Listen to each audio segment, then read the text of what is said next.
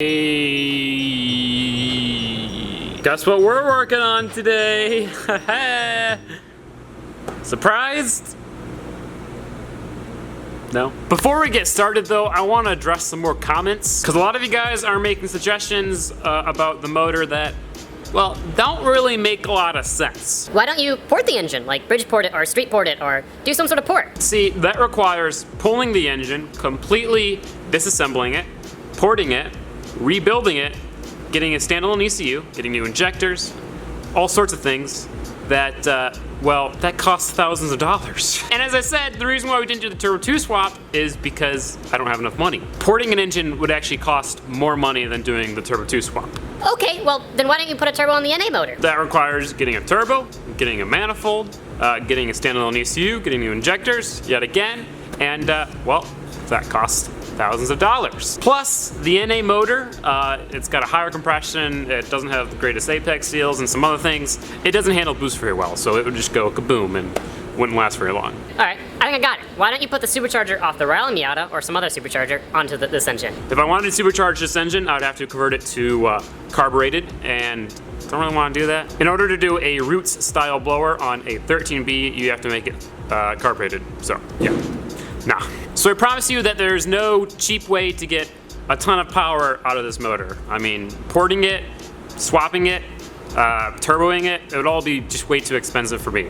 However, we can do some things just to make this little motor as powerful as we can. Some of those things include a new intake, and that is what we are doing today. We're gonna make like a legit custom cold air intake with an air box and like some sort of funneling system that sucks air from underneath the car into the air box, and like cold air and like heat protection and like a heat wrap around the exhaust maybe. I don't know, it'll be pretty legit. The goal is to get the intake temps lower and obviously make more power. Will this get me a ton of horsepower? No, probably 1, 2, but it's like free, so. I also just want to say, like, something that you guys are forgetting is that I wanted a low power drift car. I didn't want a ton of power out of this car. I wanted like 200s-ish.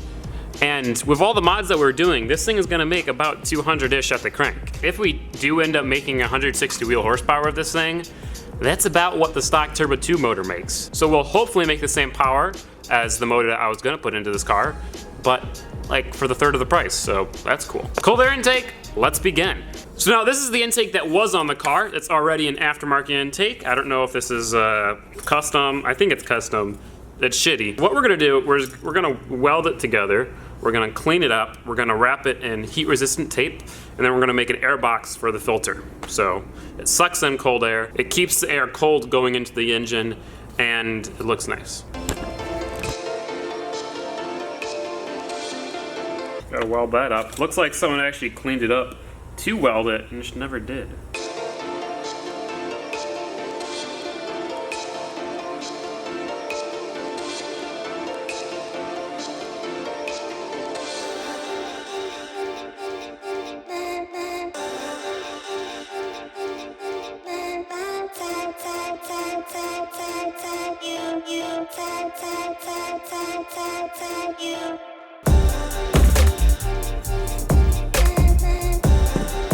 After just a little bit of cleaning up, it already looks so much better. So we're gonna go ahead and weld these two seams together. Before we do that, we're gonna make an air box though, because I don't wanna weld these together and then, oh, oops, the air box won't work if they're welded like this kind of thing. So let's go ahead and build an air box. For our air box, we are going to be using this. This is the old under tray out of the Riley Miata. As you can see, it's a little bit muddy, but it's really good aluminum, so that's why we're gonna use it. And believe it or not, that under tray cleaned up really well. It's got some blemishes, but we're gonna paint it anyway, so that doesn't matter. Now before I go start cutting this thing up, trying to make an air box, and waste the only aluminum I have by messing up, I'm gonna go ahead, build the air box first out of cardboard. Once I got it working well out of cardboard, then I'll trace it onto the aluminum and make it up.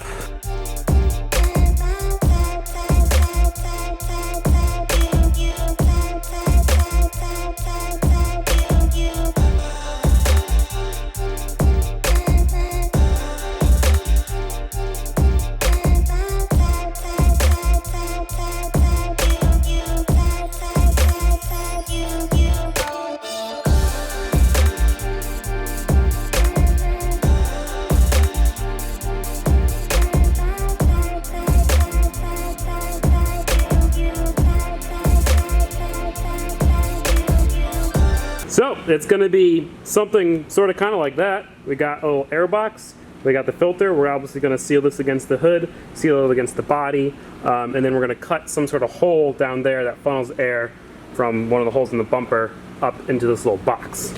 So it'll be like a little airtight box of nice cold air.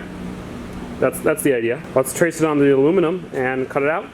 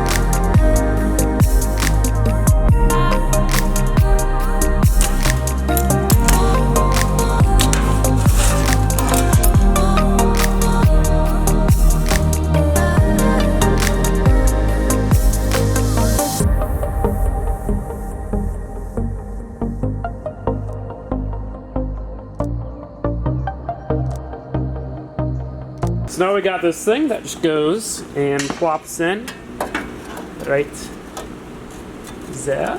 I need to trim it on this top edge, but that's awesome. So the next thing I have to do is actually make this hole bigger, and then I'm gonna get weather stripping to go along the bottom and this top, so it seals it against the hood and it seals it against the wheel well.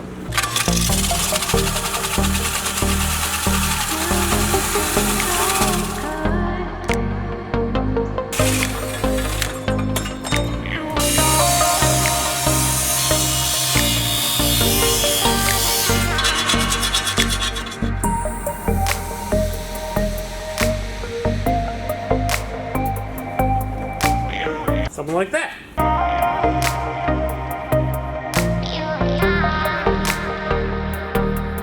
Airbox has been painted Nardo gray, of course.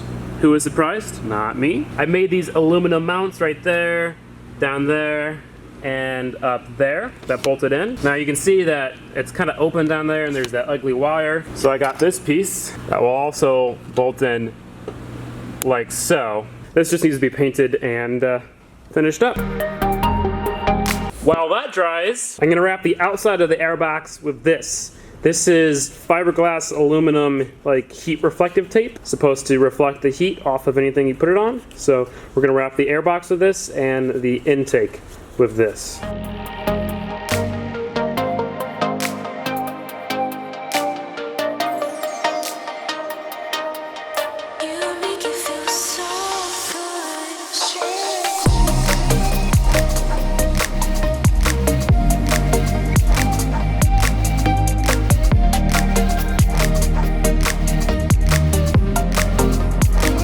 Super shiny airbox. Oh my goodness. One more finishing touch on this.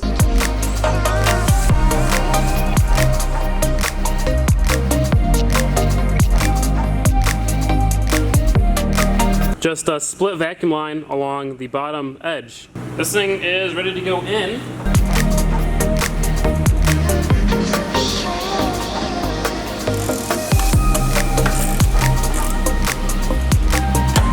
Nice and sturdy. I can move the entire car with this airbox, so that ain't going anywhere. Let's weld this thing up.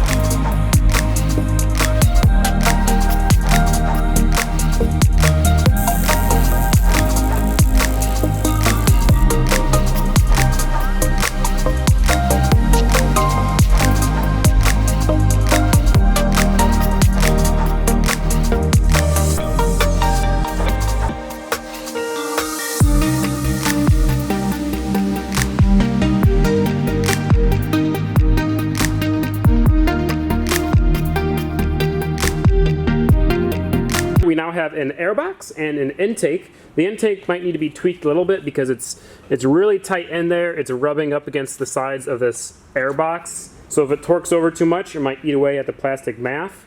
But, well, this car doesn't really have any torque, and it's got aftermarket motor mounts, so I think it should be fine. I don't know. We'll see. But right now, this is not really a cold air intake because it's just using the hot engine bay heat from this little section, which isn't as bad as it is from over there, but it's still not great. So what we're going to do, see that hole down there?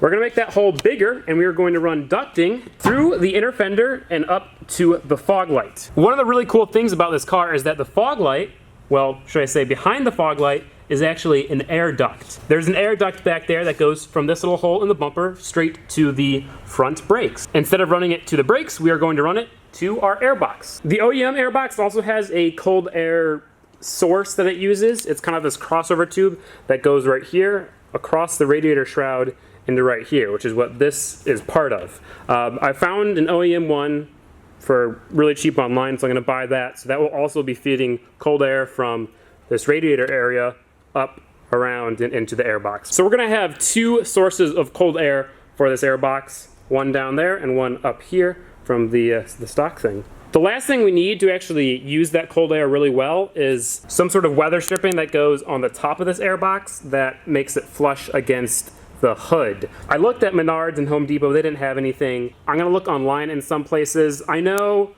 I had some for my other Miata, but then I threw it away because I thought it was pointless. It's not pointless, it's actually very useful. So it's gonna be like a foam weather stripping that goes along here, presses up against the top of the hood, so none of the cold air in there can escape.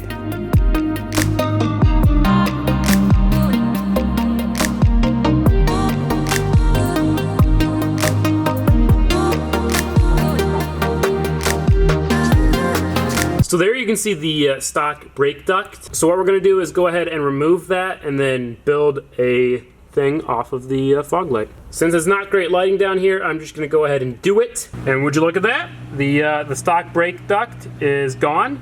That's where the air comes in from behind the fog light right there. I'm just using air dryer duct, which, you know, sounds kind of sketchy, but that's how the pros do it. That's how Mike does it on all his race cars. So I trust his judgment. Let's do this shit. It looks like a race car, dude. All right. It looks like it should go to like a dry cleaner. This is the hole that it comes out of, right?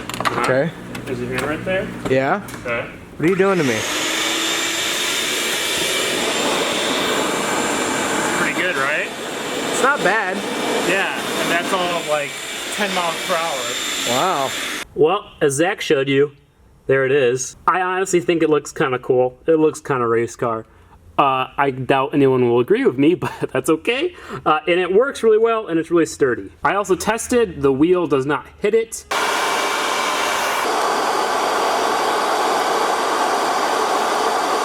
I wanted to show you that it does work. It's really awesome. And, you know, that's probably like, what, 20 miles per hour? We are obviously going to get a different filter because that's a piece of crap filter, and it looks really, really dumb right there. But, that's it. I got that little block off plate down there as well, so that's good. I know a lot of people are gonna be like, wow, that was, it's kind of pointless. I mean, this will realistically give us like 5-10 horsepower at the max, I think. I don't really know. But I mean, little things add up. This plus the exhaust, plus the new fan, some other things, you can get like 20 to 30 horsepower, which is, you know, that's significant. And I also just had fun building it. Like, I enjoyed that. You can come down here and you can kind of peek the tubing. Ooh, what's going on down there? Only thing we have to do to this car now before we can drive it is the exhaust. And we don't honestly need to do that, but it would be miserable driving it with no exhaust, so not doing that. I also have an under tray and a radiator cooling panel coming for the car. You guys obviously know what an under tray is, but a radiator cooling panel is a thing that covers right there, which will clean that up quite a bit. But yeah, guys, hopefully you did enjoy this video. If you did, please give it a like. If you didn't, please give it a dislike, and tell me how I can improve my videos. I'd also really appreciate some constructive criticism on the airbox and the intake. How can I make it better? How can I make it cooler? As in temperature-wise, it's already pretty dang cool. If you guys are new to the channel, please consider subscribing. I'd really appreciate that. And I'll see you guys in the next RX7 video where we put an exhaust on and brap. That's all I gotta say about that. So, peace out, boys.